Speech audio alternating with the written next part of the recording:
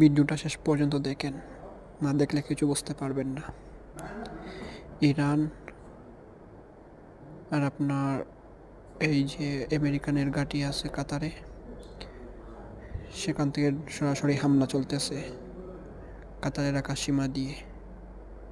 জানি না কোথাও পড়ছে কিনা, তবে সরাসরি দেখতেছি যে উপরে এটা ফুটানো হয়ে গেছে একদম সরাসরি। কাতার টাইম রাত 8টা, বাংলাদেশ টাইম 10টা-11টার দিকে। আল্লাহ আকবার। ইনশাআল্লাহ আমাদেরই বিজয় হবে।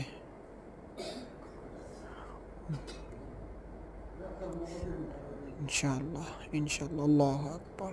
দেখেন, দেখতে থাকেন।